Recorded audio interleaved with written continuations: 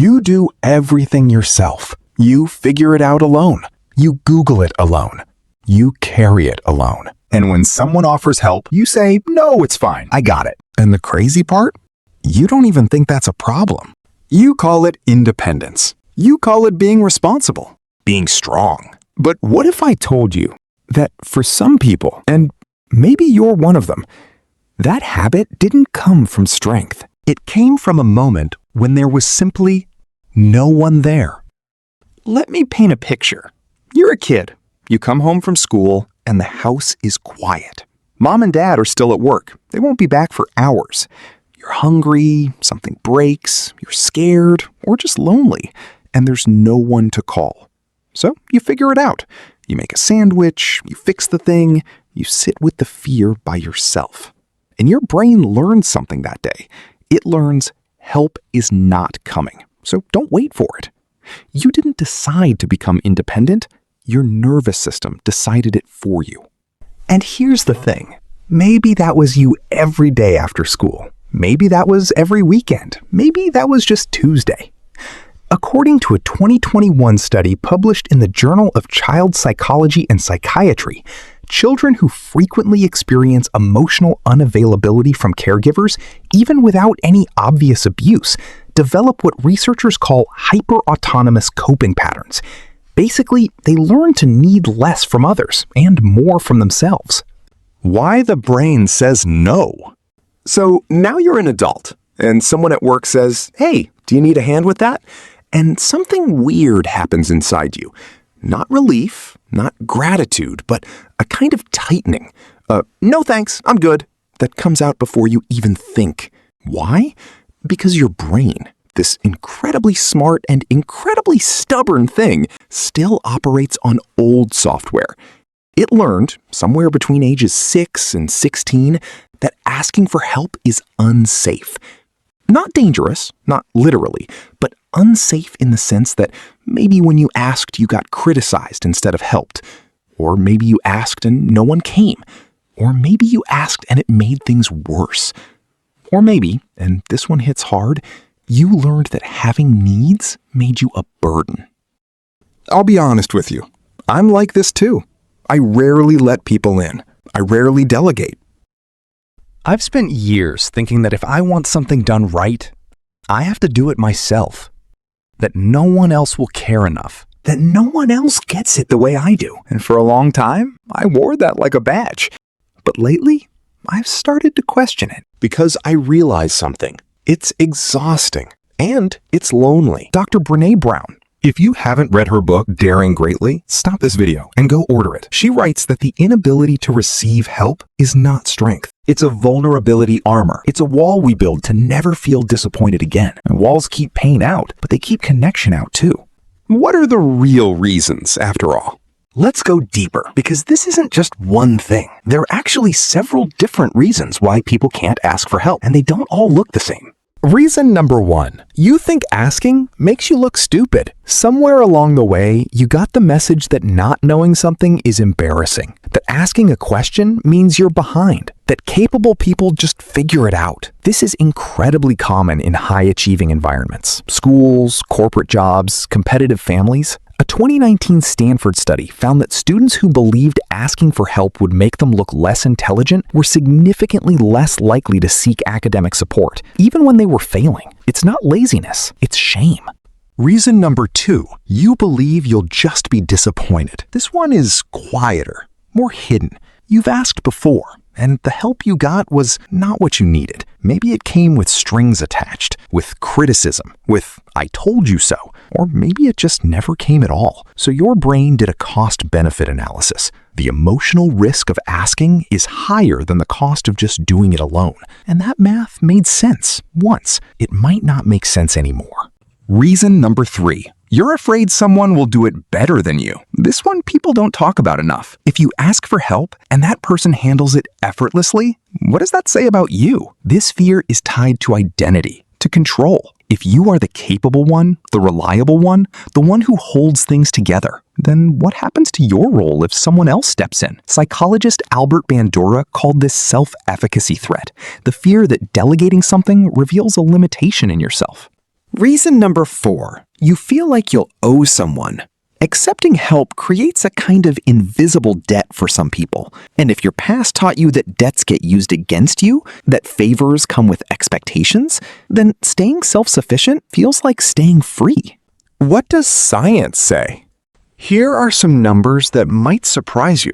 A Harvard Business Review analysis found that people who regularly ask for help at work are actually perceived as more competent. Not less, not weaker, more competent, because it signals self-awareness.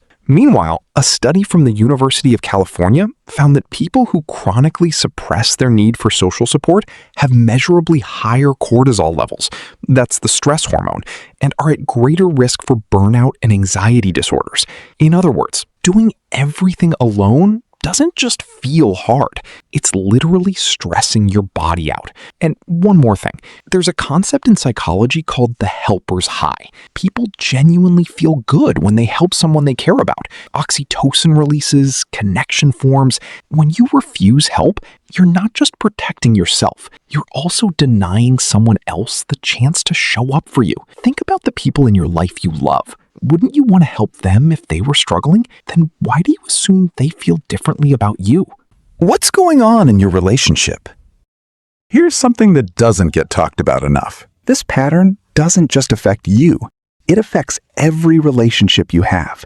When you never let people help you, when you never show vulnerability, you send a message, whether you mean to or not. You send the message, I don't need you. And people feel that. Partners feel it. They want to support you, and you keep shutting them out. They start feeling useless, or distant, or like they're living with someone who's always fine, which somehow feels worse than living with someone who's struggling. Friends feel it too. You're the one who always shows up for everyone else. But when they try to show up for you, you deflect. You minimize. You change the subject. And slowly, without either of you realizing it, the relationship becomes one-directional. You give, they receive, and you wonder why you feel unseen. But here's the painful truth. You can't feel truly close to someone you won't let see you. Intimacy, real intimacy, not just physical, but emotional, is built in the moments when you let someone witness your struggle. When you say, actually, I'm not okay, and I need help. That moment of vulnerability, that's not weakness. That's the thing that makes relationships real. Psychologist John Gottman, who has spent decades studying couples, found that one of the biggest predictors of relationship breakdown is what he calls stonewalling, shutting down, pulling away, going self-sufficient. It doesn't have to be dramatic. It can just be, I'm fine, I'll handle it. Said enough times, with enough distance behind it. If you want to go deeper on this, his book, The 7 Principles for Making Marriage Work, is genuinely one of the most research-backed relationship books ever written. And even if you're not married, the principles apply to every close relationship you have.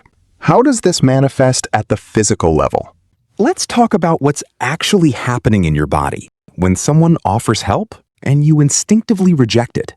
Because this isn't just psychological. This is physiological.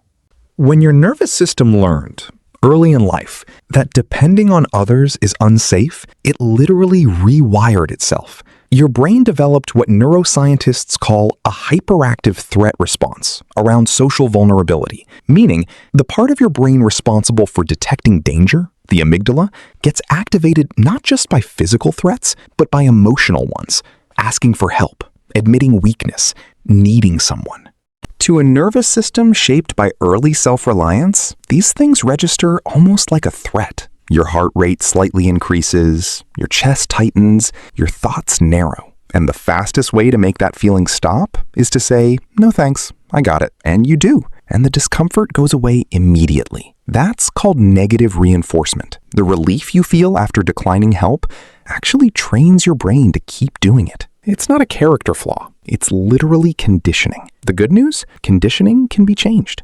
Neuroscience has a phrase for this. Neurons that fire together, wire together. Every time you accept help, even small help, and nothing bad happens, your brain updates its model of the world. Slowly, imperfectly, but it updates. Dr. Bessel van der Kolk, author of The Body Keeps the Score, one of the most important books on trauma and the nervous system, explains that healing from these patterns isn't just about thinking differently. It's about having new experiences.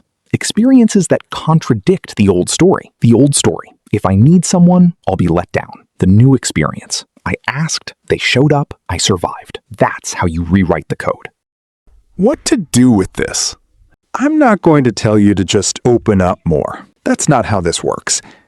Here's what research and therapists actually suggest. Step 1. Start with low-stakes asks. Ask a coworker to proofread something. Ask a friend to recommend a show. Not because you need it, because you're practicing the neural pathway. You're teaching your brain that asking is safe. Step 2. Notice the story you tell yourself when you say no.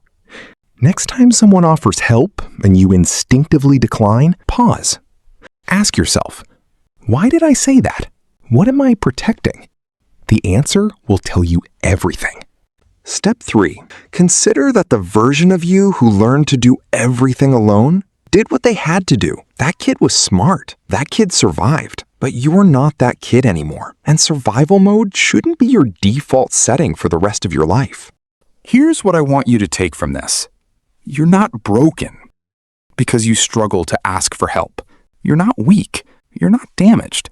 You're someone whose brain learned a very specific lesson at a very specific time and has been faithfully running that program ever since. But programs can be updated, and the first step isn't some big dramatic breakthrough. It's just noticing. Noticing when you say, I'm fine, and you're not. Noticing when you take something on alone because it feels safer. Noticing the wall. You can't take down a wall you don't know is there. If this video hit close to home, leave a comment. I read all of them.